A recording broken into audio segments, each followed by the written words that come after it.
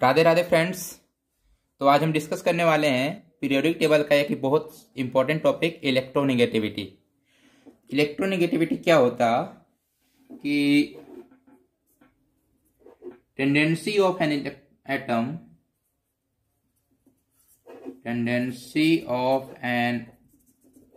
Atom to attract shared field of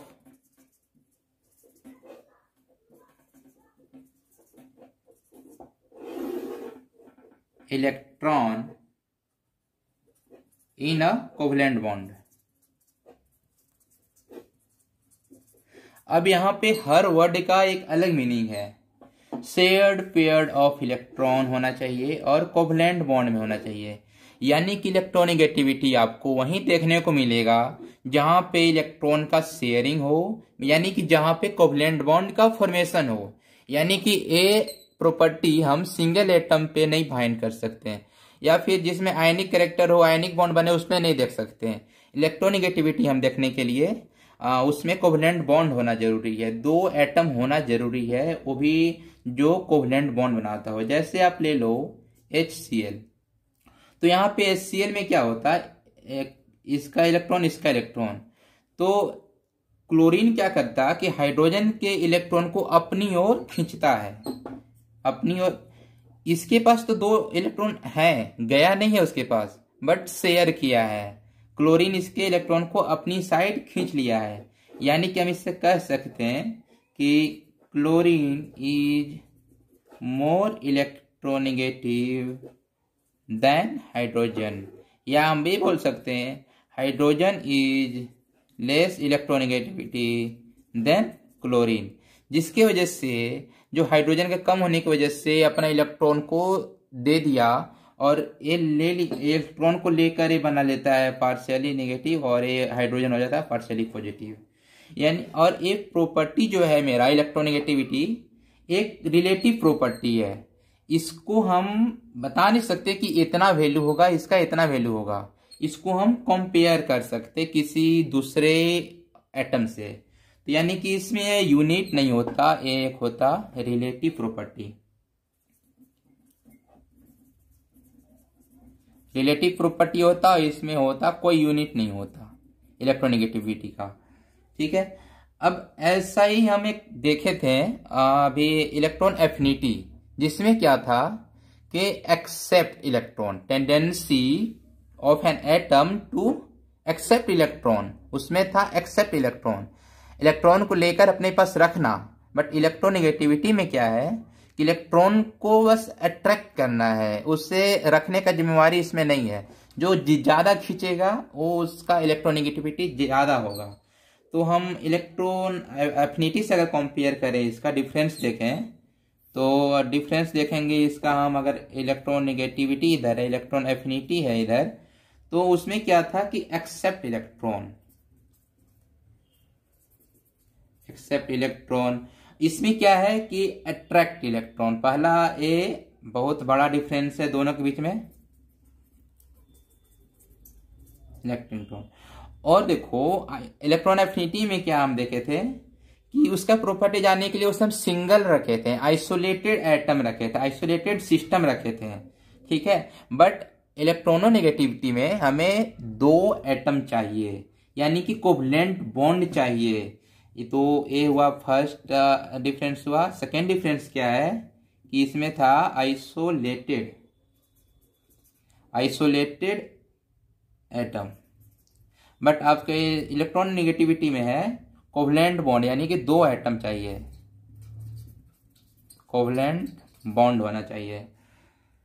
तीसरा difference क्या है, ये भी बड़ा डिफरेंस है कि उसमें हमें वैल्यू मिल रहा था कि इतना इलेक्ट्रॉन वोल्ट पर एटम, इतना इलेक्ट्रॉन, जैसे कि प्लस 1.58 किलो जूल पर मोल है, बोल सकते हैं इलेक्ट्रॉन वोल्ट पर एटम बोल सकते हैं। 2.40 electron volt per atom, electron affinity में ऐसा कुछ वैल्यू मिल रहा था, यानी कि एब्सोल्यूट वैल्यू मिल रहा था, एब्सोल्यूट वैल्यू मिल रहा था। जैसे कि किस में मिल रहा था, इलेक्ट्रॉन वोल्ट पर एटम में कुछ ना कुछ मिल रहा था।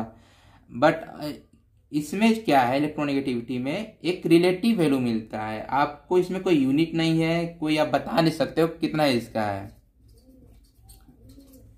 रिलेटिव वैल्यू मिल रहा है, यानी कि इसमें कोई यूनिट नहीं होता है। इसमें यूनिट था electron volt per atom, but इसमें है नो यूनिट। ठीक है, ये हुआ आपका डिफरेंस। और क्या था एक बात कि इसमें आपको इलेक्ट्रोनेगेटिविटी में शेयर्ड पेयर ऑफ इलेक्ट्रॉन भाग लेते हैं, बट इलेक्ट्रॉन एफिनिटी में कोई बाहर से इलेक्ट्रॉन आता था। तो ये आपका हुआ दोनों के बीच का डिफरेंस, दोनों कंफ्यूजन नहीं होना है, ये बहुत बड़ा डिफरेंस दोनों के बीच में। उसमें था एक्सेप्ट इलेक्ट्रॉन करता था, लेकिन बाहर से आता था इलेक्ट्रॉन, उसको एक्सेप्ट करता था। और इसमें क्या है कि दो एटम है, दोनों के बीच में जो शेयर पेयर ऑफ इलेक्ट्रॉन है उसका कौन ज्यादा खींच रहा है अपने साइड में, उसके इलेक्ट्रोनेगेटिविटी उतना ज्यादा होगा। तो हम ये पढ़ें कि इलेक्ट्रोनेगेटिविटी मतलब कि इलेक्ट्रॉन एफिनिटी से कंपेयर किए और इसके बारे में हम देखें। अब इसके हम कुछ फैक्टर जानेंगे कि किस किस फैक्टर में क्या इसका रोल है, कैसे है। तो आप इससे आप लिख लो या स्क्रीनशॉट ले लो, हम इसे इरेज करने वाले हैं। ओके,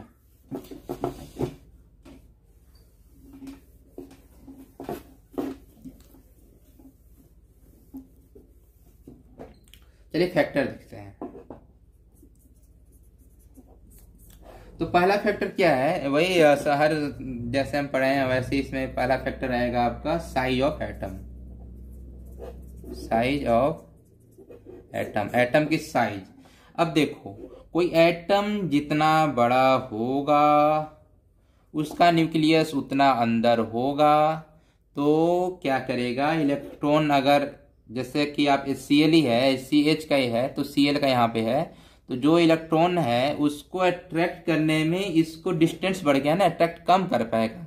और जो जितना छोटा एटम रहेगा उसमें न्यूक्लियस उतना पास रहेगा, तो उसका इलेक्ट्रॉन वो आसानी से अट्रैक्ट करेगा, उसे जल्दी अट्रैक्ट करेगा। यानी कि electron negativity inversely proportional to size, ये हुआ आपका फर्स्ट फैक्टर कि जितना बड़ा साइज उतना कम इलेक्ट्रोनेगेटिविटी उसमें। ठीक है, तो पीरियोडिक टेबल में सबसे साइज छोटा होता आपका फ्लोरीन का, तो इसलिए उसमें इलेक्ट्रोनेगेटिविटी सबसे ज्यादा होता फ्लोरीन का। ये हम आगे पढ़ने वाले हैं डिटेल में। सेकेंड फैक्टर क्या है, न्यूक्लियर चार्ज। न्यूक्लियर चार्ज यानी कि न्यूक्लियस में जो चार्ज होते हैं किसके वजह से होते हैं, प्रोटॉन की वजह से। प्रोटॉन को क्या बोलते हैं, जेड। तो इसको हम न्यूक्लियर चार्ज को जेड से भी डिनोट कर सकते हैं, जिसमें पॉजिटिव चार्ज होगा। अब किसी एटम में अंदर में न्यूक्लियस में जितना ज्यादा आपका रहेगा पॉजिटिव चार्ज, उतना इलेक्ट्रॉन को अट्रैक्ट जल्दी करेगा ना। बट किसी एटम में अगर 2-3 ही अगर है न्यूक्लियर चार्ज प्रोटॉन, तो वो उसी इलेक्ट्रॉन को खींचने में कम रहेगा, बट इसमें फोर्स ज्यादा लगेगा। यानी कि न्यूक्लियर चार्ज क्या करेगा, electronegativity directly proportional to nuclear charge. ठीक है, जितना ज्यादा न्यूक्लियर चार्ज उतना ज्यादा उसका इलेक्ट्रोनेगेटिविटी। ये 2 फैक्टर हुआ। तीसरा फैक्टर क्या है कि टाइन के चार्ज पे डिपेंड करेगा, चार्ज ऑन केटायन। जैसे कि हम ले लें Fe2+ और Fe3+। अब यहाँ पे समझो कि जिसमें जितना ज्यादा चार्ज रहेगा उसका इलेक्ट्रोनेगेटिविटी उतना ज्यादा रहेगा। अभी जस्ट पढ़े न्यूक्लियर चार्ज के ऊपर, यानी कि इसमें आपका हो गया Fe3+ का इलेक्ट्रोनेगेटिविटी ज्यादा। अब जैसे सेकेंड क्वेश्चन ही दे दिया, अगर Mn2+ या Mn6+, इसमें किसका ज्यादा है, तो Mn6++ का ज्यादा होगा। ठीक है, तो यानी कि electronegativity directly proportional to positive charge of cation. ठीक है, फोर्थ पॉइंट देखेंगे हम लोग, चार्ज ऑन एनायन। चार्ज और एनायन यानी कि इसमें रहेंगे माइनस चार्ज वाले। क्वेश्चन से ही समझो, जैसे कि एक क्वेश्चन है n-1, दूसरा है n-2, थर्ड क्वेश्चन है n-3। अब इसमें इलेक्ट्रोनेगेटिविटी किसमें ज़्यादा होगी, तो इसको आप उल्टा सोचो, जिसमें जितना ज़्यादा निगेटिव चार्ज वो उतना ज़्यादा रिपेल करेगा, तो यानी कि इसमें कम निगेटिव चार्ज तो रिपेल कम करेगा, यानी अट्रैक्ट ज़्यादा करेगा। तो अट्रैक्ट की प्रॉपर्टी को बोलते हैं इलेक्ट्रोनेगेटिविटी, यानी कि हम बोल सकते हैं n-1 की इलेक्ट्रोनेगेटिविटी ज़्यादा होगी देन n-2 की होगी देन n-3 की होगी, यानी कि electronegativity directly inversely proportional to, देखो यहाँ केटायन एनायन की चार्ज कम है तो इलेक्ट्रोनेगेटिविटी ज़्यादा है, इसमें एनायन की चार्ज ज़्यादा है तो इलेक्ट्रोनेगेटिविटी कम है, यानी कि electronegativity inversely proportional to negative charge on anion. Okay, अब इसका दूसरा क्वेश्चन भी आप देख लो, जैसे कि है O-1 और O-2, तो इसमें भी उल्टा सोचो, ये -2 है, ज़्यादा रिपेल करेगा, यानी अट्रैक्ट कौन ज़्यादा करेगा, O-1, यानी कि इसका O-1 का इलेक्ट्रोनेगेटिविटी ज़्यादा होगा। ठीक है, ये हुआ मेरा 4 फैक्टर। एक 5वां फैक्टर है हाइब्रिडाइजेशन।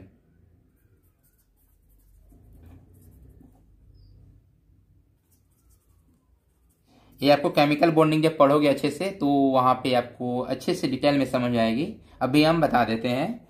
जैसे कि हाइब्रिडाइजेशन में तो बहुत सारे होते हैं, बट बेसिकली हम लेते हैं इंपॉर्टेंट जो होता है sp2 sp3। ठीक है, यानी कि इसमें देखो आप s करेक्टर पहले देखो कितना है, दो है, एक s है एक p है, तो s का कितना हुआ 50%, यहाँ पे s 1 है p 2 है, यानी कि 100 को 3 भाग में बांट करो, s का हम देख रहे हैं s परसेंट कितना है, तो यहाँ पे आएगा आपका 33.33%, और यहाँ पे s 1 है p 3 है, यानी कि चौथा हिस्सा इसको मिलेगा, यानी कि 25% s करेक्टर यहाँ पे है। यानी कि आपको पता चलता है इससे कि परसेंट ऑफ एस फैक्टर, तो इलेक्ट्रोनेगेटिविटी उतना ज़्यादा, तो जिसमें जितना ज़्यादा एस करेक्टर ज़्यादा होगा, एस का परसेंटेज ज़्यादा होगा, उतना ज़्यादा इलेक्ट्रोनेगेटिविटी होगा। यानी कि sp में आप बोल सकते हो कि ए इलेक्ट्रोनेगेटिविटी ज़्यादा है, देन sp2 है, देन sp3 है। ओके, हाइब्रिडाइजेशन एक हुआ फैक्टर, एक हुआ चार्ज ऑफ एनायन, एक हुआ चार्ज ऑन कैटायन, एक हुआ न्यूक्लियर चार्ज एंड हुआ साइज ऑफ एटम।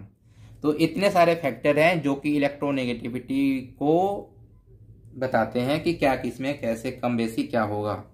तो हम इसका ट्रेंड्स पढ़ने वाले हैं, इसे इरेज करने वाले हैं, आप इसे लिख लो या स्क्रीनशॉट ले लो।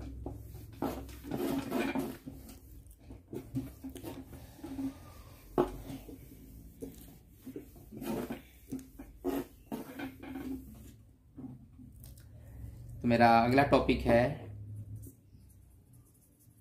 Trends of electronegativity in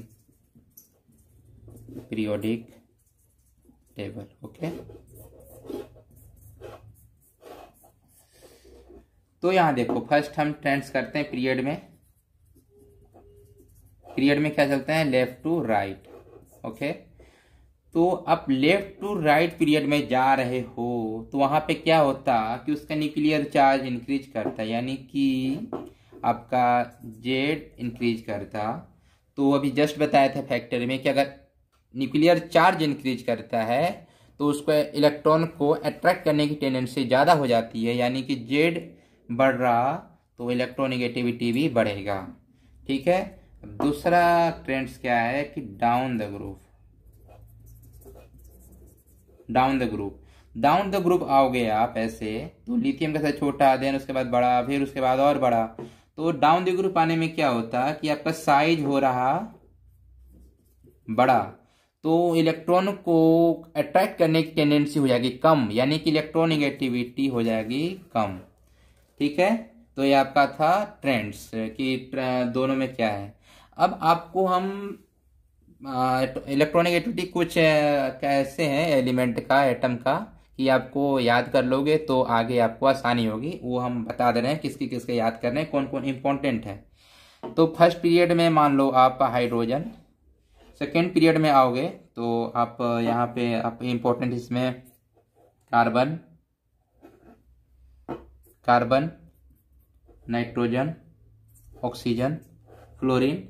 third में आ जाओ तो इम्पोर्टेंट है आपका फॉस्फोरस, सल्फर, क्लोरीन, और ये पूरे ले लो क्लोरीन, ब्रोमीन और ये आयोडीन।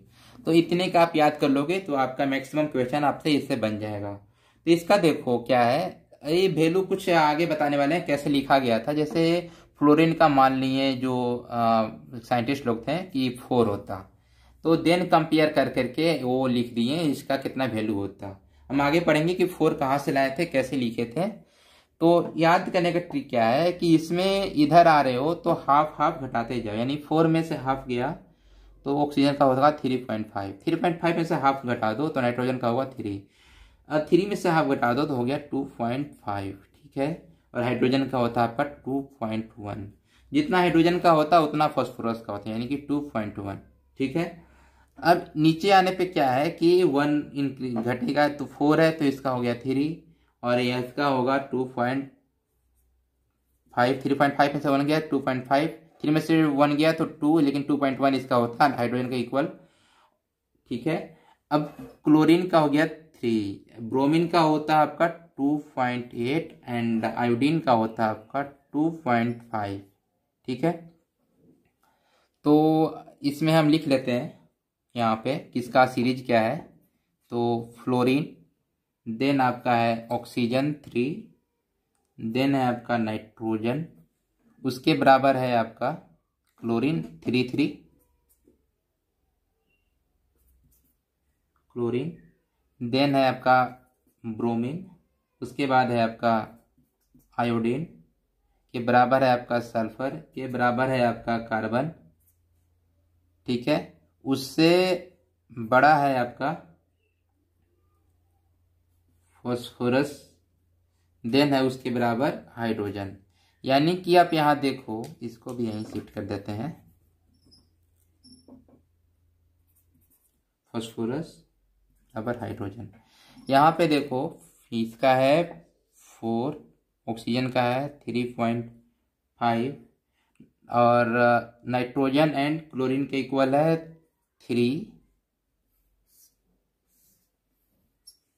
ब्रोमीन का है आपका 2.8, आयोडीन का है 2.5, उतना ही है सल्फर का, उतना ही है कार्बन का, यानी कि ये तीनों का आपका इक्वल है। और फॉस्फोरस का है 2.1, उतना ही है बराबर हाइड्रोजन का। यानी कि आप इसे याद कर लो तो आपका काम बन जाएगा। बट ये आया कैसे अब वो हम लोग जानेंगे। तो जगह के लिए इसे आप लिख लो, हम इसे इरेज करते हैं फिर आगे पढ़ते हैं क्या है। Okay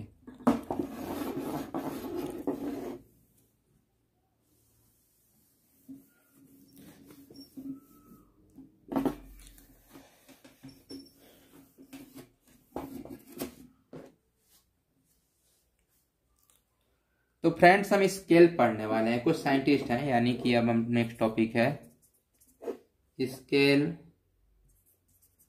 for measuring electronegativity. Electronegativity को स्केल करने के लिए, उसको मापने के लिए कुछ साइंटिस्ट आए, जैसे कि फर्स्ट साइंटिस्ट है आपका पॉलिंग्स।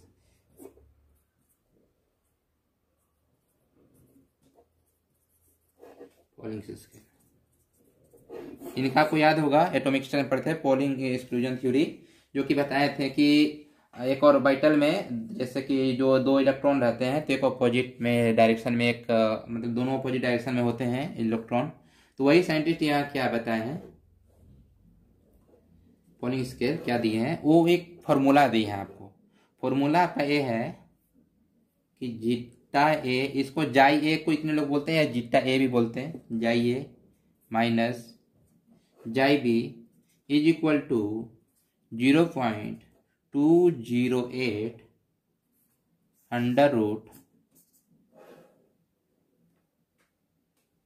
Bond energy of A B minus under root bond energy of A into bond energy of B.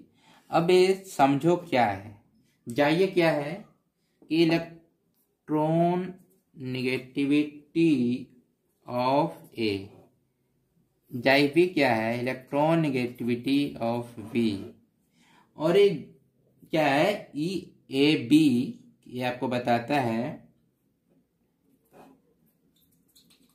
Bond energy of किसके बीच में, A B, of A B, bond energy of A है आपका bond energy of B B. ठीक है, तो आपका हुआ फॉर्मूला जाई ए माइनस जाई B equal to 0.208 under root E A B minus under root E A into E B B. ठीक है, अब इसको आप देखो कि जो आप बॉन्ड एनर्जी जो ले रहे हो ना, बॉन्ड एनर्जी, तो बॉन्ड एनर्जी आपको होना चाहिए किलो कैलोरी पर मोल में। अगर इस यूनिट में आपको क्वेश्चन में नहीं दिया हुआ है बॉन्ड एनर्जी, तो आप उसे चेंज करना पड़ेगा। कोई क्वेश्चन में अगर किलो जूल पर मोल में दिया है तो उसको आपको किलो कैलोरी पर मोल में बदलना पड़ेगा। आपको पता होगा इसके लिए 1 calorie is equal to 4.182 joule होते हैं।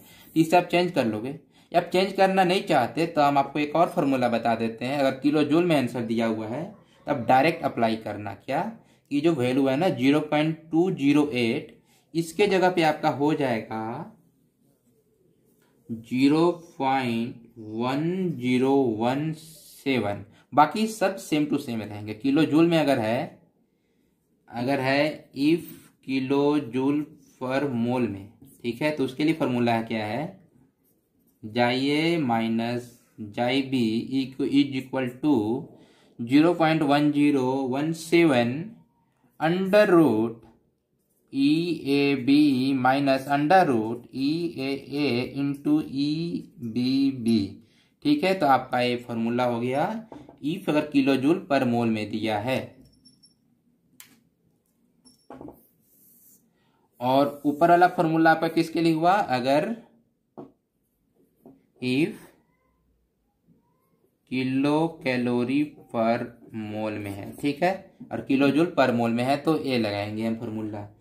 आपका इसमें क्वेश्चन कैसे आएगा कि आपको बॉन्ड एनर्जी दे देगा, आपको एक एटम का इलेक्ट्रोनेगेटिविटी दे देगा, तो दूसरे एटम का इलेक्ट्रोनेगेटिविटी आपको निकालना पड़ेगा। जैसे कि हम अभी फाइंड किए थे फ्लोरीन का, जैसे 4 था, बॉन्ड एनर्जी पता है आपको, तो उसका आगे क्लोरीन का निकालने के लिए आप निकाल लोगे इस फॉर्मूला से। मतलब इसी पॉलिंग स्केल के थ्रू सारे मतलब जो भी एलिमेंट का इलेक्ट्रोनेगेटिविटी दिया गया है इसके थ्रू ही निकाला गया है।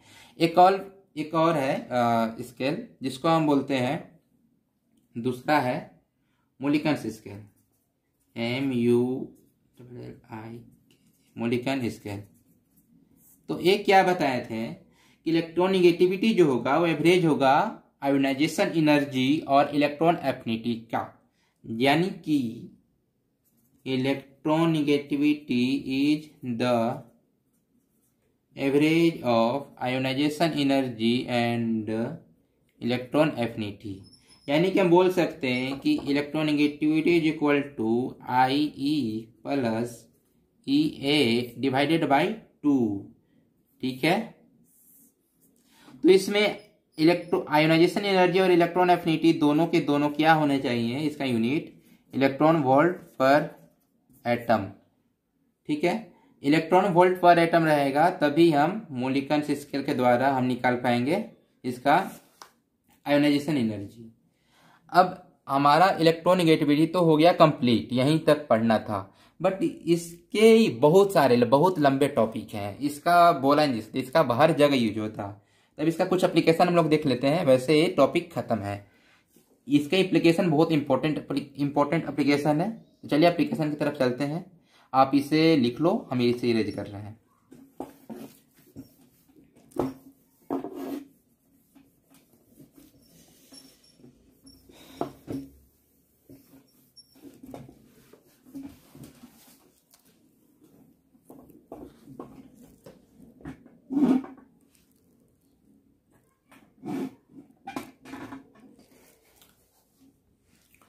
तो फ्रेंड्स हम पढ़ने वाले हैं एप्लीकेशन ऑफ इलेक्ट्रोनेगेटिविटी। ठीक है, तो सबसे फर्स्ट एप्लीकेशन में हम लोग क्या पढ़ेंगे, नोमेनक्लेचर ऑफ बाइनरी कंपाउंड। उसका नेमिंग कैसे रखा गया था,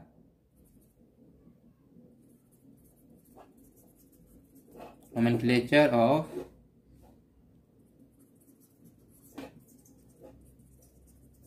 बाइनरी कंपाउंड। बाइनरी कंपाउंड यानी कि जिसमें हो दो नॉन मेटल।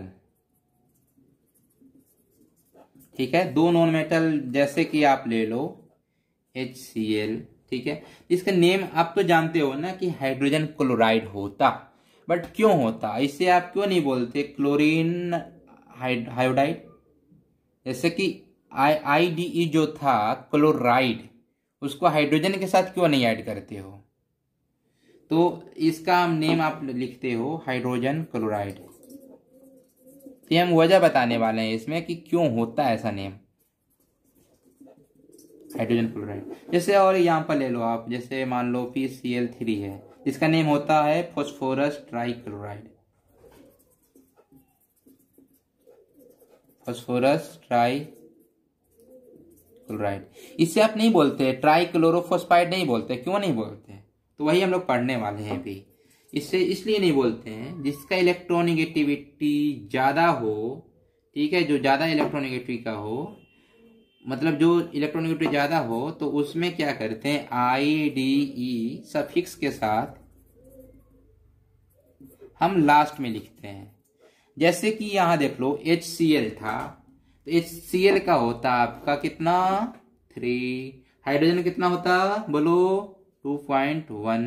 किसका ज्यादा इलेक्ट्रोनेगेटिविटी है, क्लोरीन का। यानी कि IDE जो है हम लगाएंगे क्लोरीन के साथ, तो इसका नेम लिख देंगे हाइड्रोजन, और क्लोरीन के साथ IDE लगा देंगे तो क्लोराइड हो जाएगा।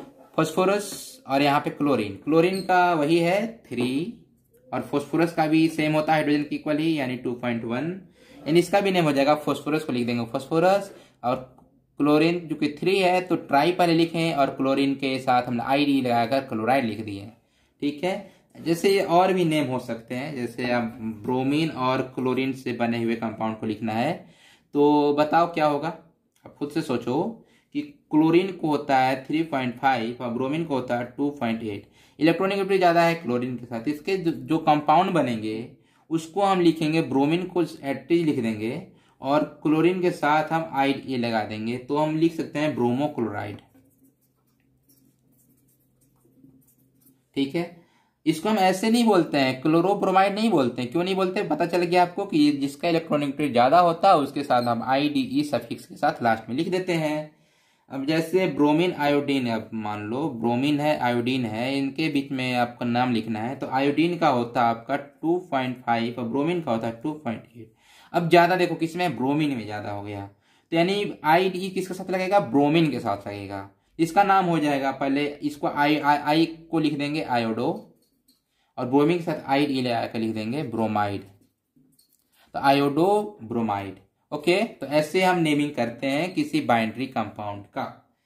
अब हम इंपॉर्टेंट चीज पढ़ने वाले हैं, सेकेंड क्या है कि percentage of ionic character in covalent bond. ठीक है, पहले लिख लेते हैं टॉपिक का नाम, percentage of ionic character in covalent bond. हम तो बोलते हैं कोवेलेंट बॉन्ड है, इसमें आयनिक बॉन्ड है, बट ऐसा कोई भी एटम नहीं है जिसमें कंप्लीटली कोवेलेंट बॉन्ड हो या कंप्लीटली आयनिक बॉन्ड हो। कुछ न कुछ आयनिक कोवेलेंट बॉन्ड में आयनिक कैरेक्टर भी होते हैं, या आयनिक बॉन्ड में कोवेलेंट कैरेक्टर भी होते हैं। तो हम यहाँ कोवेलेंट बॉन्ड के अंदर आयनिक कैरेक्टर को फाइंड करते हैं इलेक्ट्रोनेगेटिविटी के द्वारा। जैसे कि आप देख लो, यहाँ पे कोई बॉन्ड ही ले लो HCl। ठीक है, तो Cl खींचा था तो इसको हो गया था पार्शियली निगेटिव, यहाँ हो गया था पार्शियली पॉजिटिव, यानी कि पोलैरिटी हुआ था। पोलैरिटी होने की वजह से इसमें आयनिक कैरेक्टर कुछ न कुछ तो आया। ठीक है, तो जो कोवेलेंट बॉन्ड था इसके अंदर आयनिक कैरेक्टर आ गया, तो उसको हम कैसे फाइंड करेंगे, तो उसका फॉर्मूला दिए हैं साइंटिस्ट लोग, इस 16 mod of del x. Mod इसलिए लिए कि अगर डेल एक्स जो वैल्यू आएगा, डेल एक्स बताते हैं क्या है, तो वो अगर निगेटिव में आया तो उसको पॉजिटिव में ही हम लिखेंगे। मॉड इसलिए लिया जाता है अगर कोई वैल्यू, जैसे मॉड 3 है, इसका हो गया प्लस माइनस, मतलब मॉड -3 अगर है तो उसका होता है 3, मॉड को हटाते हुए माइनस हट जाता है, ठीक है। यानी मॉड के अंदर जो भी वैल्यू होता उसको हम बाहर पॉजिटिव में लिखते हैं, तो इसीलिए हम मॉड यहाँ पे मॉड डेल एक्स लिए हैं। डेल एक्स होता है, अब बताएंगे अभी आगे आपको, तो उसको हम निगेटिव में भी आएगा तो उसको पॉजिटिव में लिखेंगे। तो 16 mod del x plus 3 minus यहाँ पे plus 3.5 mod of del x का स्क्वायर। तो ये आपका हुआ बच्चों फॉर्मूला, ठीक है। यहाँ पे आपको मॉड एक्स क्या डिनोट कर रहा कि जाई ए माइनस जाई बी, या जीटा ए माइनस जीटा बी, यानी कि डिफरेंस ऑफ इलेक्ट्रोनेगेटिविटी। जो दो एटम का जो डिफरेंस रहेगा उसे यहाँ पे हम लिखते हैं और उसे प्लस में लिखते हैं क्योंकि मॉड लगा हुआ है। अब आइए हम लोग इस पे क्वेश्चन करते हैं तब आपको समझ में आएगा, ठीक है। क्वेश्चन क्या है कि find percentage of ionic character किसका किसका, HF का, HCl का और HBr का, ठीक है। हम लोग यहाँ फाइंड करेंगे HF, HCl और HBr का आयनिक करेक्टर क्या किसमें क्या होगा। तो यहाँ पे हम फॉर्मूला पहले लिख लें, 16 mod del x plus 3.5 mod 3.5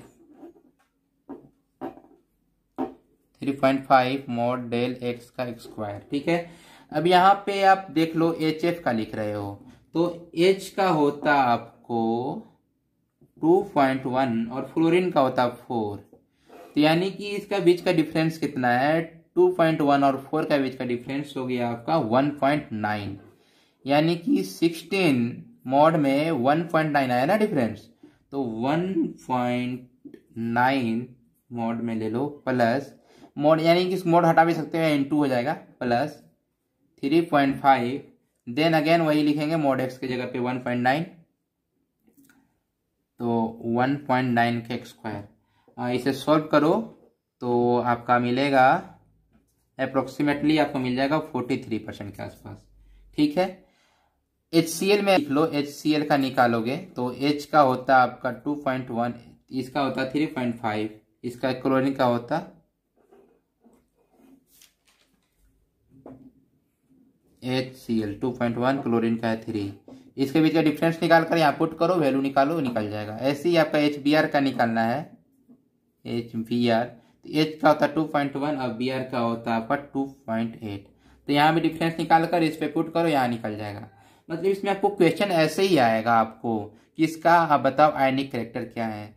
अब आयनिक करेक्टर से आप क्या फाइंड कर सकते हो, आयनिक करेक्टर ज्यादा होगा किसमें, जिसमें कि डिफरेंस ज्यादा होगा, यानी कि जितना ज्यादा डिफरेंस होगा ना उतना ज्यादा वो आयनिक करेक्टर होगा।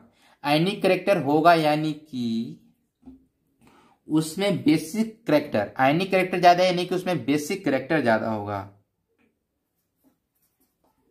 आयनिक करेक्टर ज्यादा है यानी कि वो बेसिक इन नेचर है, ठीक है, यानी कि वो बेसिक करेक्टर ज्यादा है, बेसिक करेक्टर। अब बेसिक करेक्टर क्या है, यानी कि मेटालिक प्रॉपर्टी क्या है, यानी कि आप समझ सकते हो इससे नॉर्मल सी बात कि जिसमें आपका ज्यादा डिफरेंस होगा इलेक्ट्रोनेगेटिविटी का वो ज्यादा आयनिक करेक्टर शो करेगा, यानी बेसिक इन नेचर होगा, ठीक है।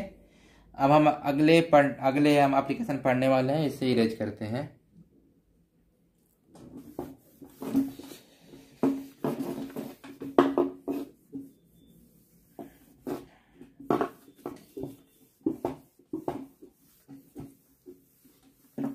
मेरा नेक्स्ट एप्लीकेशन क्या है कि बॉन्ड स्ट्रेंथ बताता है। क्या बताता है बच्चों? ये थर्ड हुआ, बॉन्ड स्ट्रेंथ बताएगा। तो बॉन्ड स्ट्रेंथ जैसे कि आपको दे दिया गया है, HF का बताओ, HCl का बताओ, HBr का बताओ, HI। ठीक है, इसमें बॉन्ड स्ट्रेंथ किसमें ज़्यादा है? तो आप इसमें क्या करने वाले हो कि पहले इसका डिफरेंस देख लो, किसका कितना ज़्यादा होगा, उसी पे बॉन्ड स्ट्रेंथ काम करेगा। तो इसका होता 4, इसका होता 2.1, तो डिफरेंस हुआ 1.9। क्लोरीन का देख लो होता है 3, हाइड्रोजन का होता आपका 2.1, यानी डिफरेंस हुआ आपका 0.9। Br का होता 2.8, हाइड्रोजन का होता 2.1, डिफरेंस कितना हुआ 0.7। इसमें हाइड्रोजन का होता 2.1, आयोडीन का होता 2.5, डिफरेंस हुआ 0.4। यानी कि जिसमें जितना ज्यादा डिफरेंस उसका उतना ज्यादा बॉन्ड स्ट्रेंथ होगा। यानी कि यहाँ पे HF का बॉन्ड स्ट्रेंथ ज्यादा है, then HCl, then HBr, then HI। ठीक है, तो ये इसका यूज करके अब क्या बना है कि ST कैरेक्टर भी पढ़े थे ना कि जितना ज्यादा डिफरेंस होगा उतना ज्यादा वो बेसिक कैरेक्टर बताएगा। तब ST कैरेक्टर जैसे क्वेश्चन आ जाता है अगर कि ST कैरेक्टर इसमें बताओ, ST कैरेक्टर का बताओ HF, HCl, HBr, HI के बीच में ST कैरेक्टर पूछेगा तो क्या होता कि इसके लिए आपको बॉन्ड स्ट्रेंथ होना चाहिए कम, क्योंकि बॉन्ड स्ट्रेंथ जिसमें जितना ज्यादा डिफरेंस था तो वो था आयनिक कैरेक्टर, तो बेसिक कैरेक्टर बताता था। अब ST कैरेक्टर पूछ रहा है यानी कि डिफरेंस होना चाहिए कम, तो यानी कि HI का बॉन्ड स्ट्रेंथ इसके लिए होना चाहिए, या ST कैरेक्टर के लिए बॉन्ड स्ट्रेंथ कम होना चाहिए। यानी कि HI का सबसे ज्यादा होगा bond strength ST character, then आपका होगा HBr, देन होगा HCl, देन होगा आपका HF। ठीक है, ST कैरेक्टर से ज्यादा होता है HI में। ठीक है, अब आपका फोर्थ एप्लीकेशन क्या है, ये metallic and non metallic character. Metallic and non metallic character. तो बच्चों यहां देखो कि इलेक्ट्रोनिगेटिविटी जिसमें ज्यादा होगा, किसमें ज्यादा होता, वो नॉन मेटल होता, और इलेक्ट्रोनिगेटिविटी जिसमें कम होगा वो होता है मेटल। यहां आप एक बात नोट कर लो कि मेटल का जो है ना इलेक्ट्रोनिगेटिविटी वो 1 से भी कम होता। हाइड्रोजन का कितना होता 2.1, तो ये मेटल से भी बहुत कम होता, मेटल का 1 से भी कम होता। ठीक है, तो इससे आप पता कर सकते हो metallic and non metallic character. अब नेक्स्ट आपका क्या है, बहुत इंपॉर्टेंट चीज है नेक्स्ट कैरेक्टर, नेक्स्ट इसका एप्लीकेशन फिफ्थ जो है, जो आपको बताएगा एसिड और बेस, एसिड और बेस बताएगा।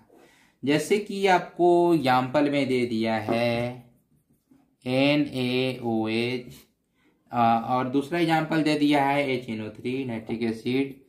तो N में रहेगा यहाँ पे OH, यहाँ पे रहेगा O, इधर रहेगा एक O। तो आप यहाँ पे बताओ कि कौन एसिड कौन बेस है। आपको तो रट्टा मराया हुआ है तो पता है ए बेस है और ए एसिड है। क्यों एसिड है? क्योंकि यहाँ पे H+ तो टूटता है, यहाँ पे OH बॉन्ड टूटकर OH बाहर जाता, OH- और यहाँ पे H+ बाहर निकलता, इसलिए एसिड होता। अब ऐसा क्यों है, यहाँ भी OH है, यहाँ भी OH है, यहाँ पे H क्यों नहीं टूटा, NaO इधर क्यों नहीं रह गया, यहाँ पे OH क्यों नहीं टूट गया, यहाँ पे केवल H क्यों टूटा? तो यहाँ पे आपको बताएगा इलेक्ट्रोनेगेटिविटी के बारे में कि इलेक्ट्रोनेगेटिविटी ही इसको फाइंड करता। तो यहाँ पे आप देखो कि इससे बताने के लिए क्या है कि H यहाँ जो किसकी वजह से ऐसा हुआ, Na यहाँ पे N, यही डिपेंड किया ना, तो इसको हम मानते हैं X। ठीक है, XOH बॉन्ड है। अगर H से टूटता है तो होता है आपका एसिड, अगर OH से टूटता है तो होता है आपका बेस। अब X क्या हो कि OH से टूटे और X क्या हो कि H से टूटे। तो X अगर, ठीक है देखो यहाँ पे अच्छे से, मेटल रहेगा तो ये OH माइनस टूटेगा। अब अगर ये नॉन मेटल है तो H प्लस से निकलेगा, ठीक है। नॉन मेटल अगर ये है, बट नॉन मेटल अगर है तो क्या निकलेगा, H प्लस टूटेगा तो एसिड हो जाएगा। बट कुछ क्वेश्चन आपको ऐसे मिलेंगे जिसमें कि आपको पता नहीं चलेगा, या कुछ रेडिकल दे दिए क्वेश्चन में कि आपको नॉन मेटल कौन है मेटल कौन है आपको पता नहीं है, तो आप कैसे करोगे। तो उसके लिए एक सीधा सा फंडा, एक रूल क्या है कि आप यहाँ फिर से देखो कि XOH, यहाँ पे आप दोनों के बीच का डिफरेंस निकाल लो पहले। तो इसका होता आप मान लो 2.1 इसका हाइड्रोजन का होता, ऑक्सीजन का होता 3.5, इसका पता नहीं है। तो इसके बीच का डिफरेंस आपको चल गया, जिसको बोल देते हैं डेल X1, इलेक्ट्रॉनिगेटिविटी के बीच का डिफरेंस ये है वो आपका, घटा दो तो 1.4। इसके बीच का डिफरेंस आपको इसका पता नहीं है तो इसका लिख दो डेल X2, ठीक है। तब जो ज्यादा होगा, ठीक है, जो ज्यादा डिफरेंस होगा जिसका, उतना ज्यादा वो पोलर होगा। तो उतना ज्यादा पोलर होने की वजह से इलेक्ट्रॉन उसके साथ शिफ्ट हो जाएगा। अगर सपोज करो, एक एग्जांपल ले लो, आप एग्जांपल से बताते हैं कि अगेन वही लेते हैं, NaOH लेते हैं, ठीक है, NaOH लिए। तो NaOH में आप बॉन्ड बना लो यहाँ पे, Na then O then H। अब ऑक्सीजन पे डिपेंड है कि Na के साथ यहाँ A बॉन्ड टूटेगा कि A बॉन्ड टूटेगा, ठीक है। OH को A बॉन्ड टूटेगा या A बॉन्ड टूटेगा। तो यहाँ डिफरेंस निकालो आप पहले। NaOH का, इसका हो गया 2.1, इसका हो गया 3.5। Na मेटल है तो 1 से भी कम होते हैं सोडियम का, लेकिन आप 1 लिख लो, ठीक है, ये इसका 1 से भी कम होते हैं। तो डिफरेंस तो कितना भी होगा तो 2.5 से कम ही होगा, क्योंकि इसका 1 होता नहीं है, 1 से और कम ही होता। बट अगर 1 भी माने तो इसका डिफरेंस हो गया 2.5, इसका बीच का डिफरेंस हो गया आपका 1.4। डिफरेंस किस में ज्यादा है, 2.5, ये डिफरेंस ज्यादा है, यानी बॉन्ड कौन सा टूटेगा, ये बॉन्ड टूटेगा, ठीक है। जो जितना ज्यादा डिफरेंस होगा उतना ज्यादा पोलर होगा, यानी उसका इलेक्ट्रॉन इधर शिफ्ट होंगे, Na के इलेक्ट्रॉन इधर शिफ्ट, ना कि H वाले इलेक्ट्रॉन इधर से। इलेक्ट्रॉन शिफ्ट करेगा तो Na से अलग हो जाएगा ये, यानी इलेक्ट्रॉन शिफ्ट किया, ऑक्सीजन सोडियम का इलेक्ट्रॉन खींचेगा तो ये बॉन्ड टूटेगा, यानी कि OH टूटा तो ये बेस बन गया। आप इसी तरह निकाल लो HNO3 जो था सेकेंड एग्जाम्पल, यहाँ N था, O था, यहाँ पे O, इधर H। अब यहाँ पे O जो है A बॉन्ड टूटेगा, A बॉन्ड टूटेगा। यहाँ H का होता 2.1, ऑक्सीजन का होता 3.5 और नाइट्रोजन का होता आपका 3। डिफरेंस देख लो, यहाँ पे है 0.5, यहाँ पे है 1.4। कौन सा डिफरेंस ज्यादा है, 1.4। कौन सा बॉन्ड टूटेगा, A बॉन्ड टूटेगा। ये हाइड्रोजन के इलेक्ट्रॉन इधर शिफ्ट हो जाएंगे, H बाहर निकल जाएगा, यानी कि H बाहर निकल रहा है H प्लस, यानी कि हो गया इलेक्ट्रॉन इधर दिया H प्लस होकर बाहर निकल गया, यानी कि हो गया एसिड और ये हो गया आपका बेस। तो हम ऐसे ही फाइंड करते हैं कि एसिड कौन सा है, बेस कौन सा है। जिसके बीच का इलेक्ट्रॉन का डिफरेंस ज्यादा होगा वो बॉन्ड टूटेगा। तो ये किस कौन बताया आपको, इलेक्ट्रोनेगेटिविटी की वजह से पता चला। तो इसके अलावा भी बहुत सारे भी और इसके एप्लीकेशन है, बट इंपॉर्टेंट एप्लीकेशन इतना ही है। ओके बच्चों, thank you for watching video. Okay, topic and होता है। Thank you.